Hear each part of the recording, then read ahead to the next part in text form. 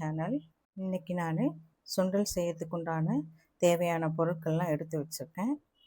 இப்போ எடுத்து எல்லாத்தையும் வாஷ் பண்ணி 8 மணி நேரம் ஊற வச்சுட்டு அதுக்கப்புறம் ப்ரெஷர் குக்கர் பண்ணி 8 விசில் விட்டு எடுத்துக்கிறோம். பாருங்கள், சுண்டல் ஊற வச்சு வேக வச்சு எடுத்துட்டேன். இப்போ நம்ம தாளிக்க போகிறோம். இப்போ சுண்டல் தாளிக்கிறதுக்கு உண்டான தேவையான பொருட்கள்லாம் எடுத்துக்கிட்டோம். வெங்காயம் கட் பண்ணிக்கிட்டேன், பச்சை மிளகாய் 2 கீறிக்கிட்டேன், இஞ்சி, கருவேப்பிலை, கொத்தமல்லி இதெல்லாம் எடுத்துக்கிட்டேன். இதை நான் என்ன பண்ண போகிறேன்னா பேஸ்ட்டாக அரைக்க போகிறேன். மிக்சியில் போட்டு பேஸ்ட்டை அரைச்சி தாளித்து சுண்டல் போட்டு கொட்டி நம்ம ரெடி பண்ணலாம். இந்த மெத்தடும் பண்ணலாம்.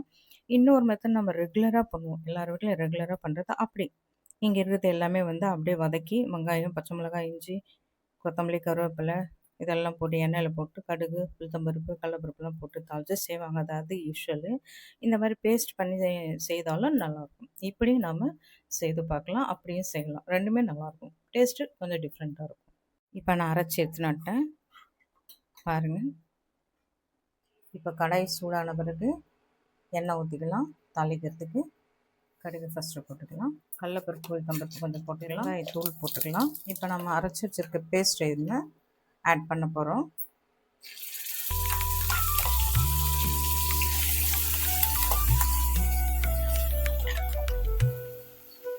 இப்போ மிக்ஸ் பண்ணிக்கலாம். நல்லா பச்சை வாசனை போகிற வரலும் வதக்கிக்கலாம். நல்லா வதங்கிடுச்சு. பாருங்க, நல்லா வதங்கிடுச்சு. இப்போ நம்ம சுண்டல் வேக வச்ச சுண்டலை போட்டுக்கிறோம். சுண்டலை ஃபில்டர் பண்ணி வச்சுருக்கேன், தண்ணி எடுத்துட்டு போட்டுக்கிறோம். போட்டு நல்லா மிக்ஸ் பண்ணிக்கலாம்.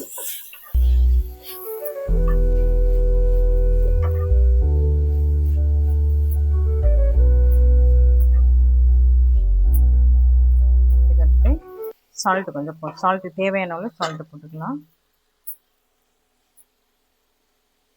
நான் இவ்வளோ போடுறேன்.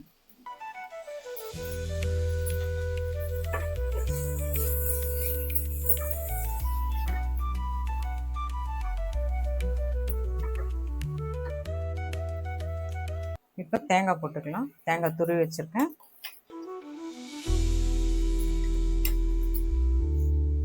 தேங்காய் போட்டு இப்போ மிக்ஸ் பண்ணிடலாம்.